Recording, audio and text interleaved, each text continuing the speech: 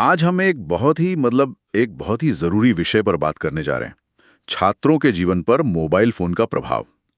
हमारे पास जो स्रोत हैं वो बताते हैं कि कैसे सुबह आंख खुलते ही मोबाइल से ये जो दिन शुरू होता है वो एक आदत से बढ़कर लत बनता जा रहा है। तो आइए इस पर थोड़ी गहराई से नजर डालते हैं। और ये जो लत है ना, ये सिर्फ पढ़ाई तक सीमित नहीं है। जब स्रोत कहते हैं कि भविष्य बर्बाद होना शुरू हो जाता है, तो वो सिर्फ अकादमिक भविष्य की बात नहीं कर रहे हैं। अच्छा। हाँ, वो छात्रों के शारीरिक और आप कह सकती हैं मानसिक स्वास्थ्य की भी बात कर रहे हैं। बिल्कुल। बल्कि स्रोतों में तो साफ साफ 8 बड़े नुकसान बताए गए हैं। आंखों की रोशनी कम होना, सर दर्द, नींद की कमी। हाँ नींद की कमी, तनाव, चिड़चिड़ापन, ये सब। और एक बात जो मुझे सबसे ज्यादा चौंकाने वाली लगी वो ये कि सोशल मीडिया पर घंटों बिताने वाला छात्र वो असल जिंदगी में अकेला होता जा रहा है, हाँ, अपने ही दोस्तों और परिवार से दूर। और यहीं पर एक बहुत जरूरी सवाल उठता है हम्म, कि ये जो डिजिटल कनेक्टिविटी है, हम्म, क्या ये हमें असल में सामाजिक रूप से अलग थलग कर रही है? स्रोत इसी विरोधाभास की तरफ इशारा करते हैं। ये सिर्फ ध्यान भटकने की बात नहीं है, ये आत्मविश्वास में कमी और शारीरिक कमजोरी तक जा रही है, जो एक बहुत अंधकारमय भविष्य की तस्वीर दिखाती है। तो ये सब जानने के बाद जाहिर है सवाल उठता है कि इसका समाधान क्या है, क्या कोई रास्ता है।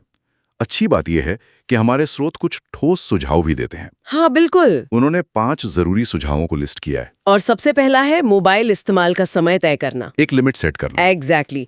दूसरा, पढ़ाई के वक्त फोन को खुद से दूर रखना। सिर्फ साइलेंट पर नहीं। नहीं, बिल्कुल नहीं, उसे दूसरे कमरे में रखना। सही बात है।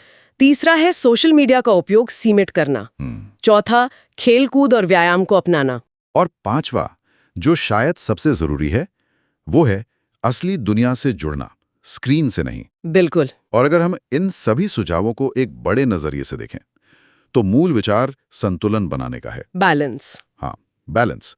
स्रोत की एक लाइन है जो इस पूरी चर्चा का सार बताती है। मोबाइल को जरूरत बनाएं, आदत नहीं। वाह, ये तो बहुत बड़ी बात है ना? तकनीक एक बहुत शक्तिशाली उपकरण है, पर जब यह हमारे जीवन को कंट्रोल करने लगती है तो समस्या शुरू हो जाती है। हाँ, तो समस्या शुरू होती है।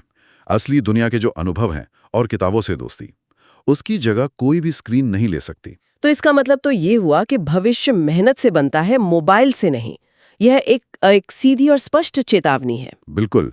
और यहाँ श्रोताओं के लिए एक विचार है जिस पर वो सोच सकते हैं। आज की दुनिया में जहाँ हर जानकारी तुरंत उपलब्ध है, क्या धीमे ज्ञान का मूल्य और भी ज्यादा नहीं हो गया है? धीमा ज्ञान मतलब वो ज्ञान जो किताबों और गहरी सोच से मिलता है, क्या आज उसकी जरूरत पहले से कहीं ज्यादा नहीं है?